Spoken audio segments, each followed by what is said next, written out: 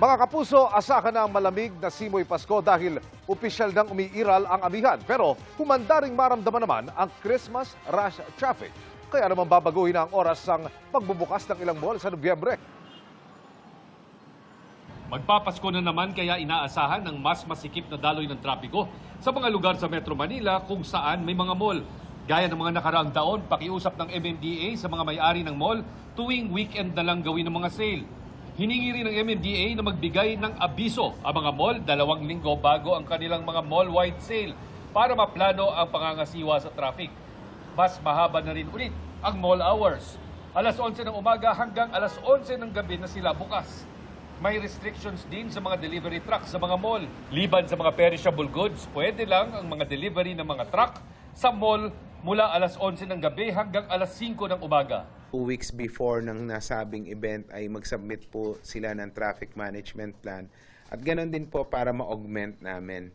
Ito po ay para po masiguro na yung pong mga events po na yan at yung mga sales ay hindi po pagmumulan or magiging sanhi ng traffic. Traffic, sir. Ubos ang gas. Talo. Talo sa biyahe ko. So, pero sa tingin mo ngayon, matraffic na rin? Kasi yung pag-aantay nila ng pasahero din. Sa taya ng MMDA, madaragdagan ng 20% ang dami ng mga sasakyan sa mga pangunahing langsangan ng Metro Manila, lalo na tuwing weekends. Kaya simula sa November 13, tigil na muna ang mga paghuhukay sa mga lansangan para hindi makadagdag sa Christmas traffic. Extended na rin ang duty ng mga traffic enforcers hanggang hating gabi. Mula naman October 27, sisimula ng MMDA ang Oplan Undas para sa dagsan ng mga luluwas sa mga probinsya. 1,448 na mga MMDA personnel ang i-deploy sa mga lansangan at sementeryo. Naglabas din ng paalala ang Office of Transportation Security sa mga nagbabalak bumiyahe ngayong undas. Bawal sa carry-on baggage sa mga liquid gaya ng mga gel at pabango na higit sa 100 ml. Kung kailangang magbitbit ng mga alak at iba pang liquids na higit sa 100 ml, dapat nasa check-in baggage. Bawal din ang mga toxic, flammable at corrosive materials. Lahat ng matutulis o matalim na bagay, gaya ng mga gunting, pocket knife, shaver at cutter, sa check-in lang pwede.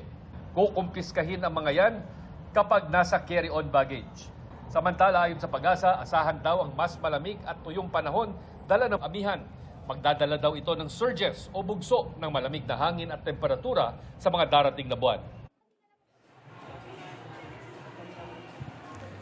Emil, paglilinaw ng MMDA, hindi bawal yung store sale, no? Yung mga individual store sales tuwing weekdays. Yung bawal na bawal daw ay yung sale o yung sinatawag nilang mall-wide sale, no? Na gagawin tuwing weekday na siyang nagdudulot nga ng napakaraming taong nagpupunta sa mga mall kahit may trabaho pa ang kinabukasan.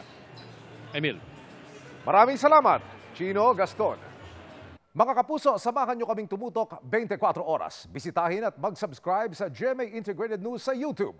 Sa mga kapuso abroad, bisitahin ang GMA Pinoy TV at www.gmanews.tv.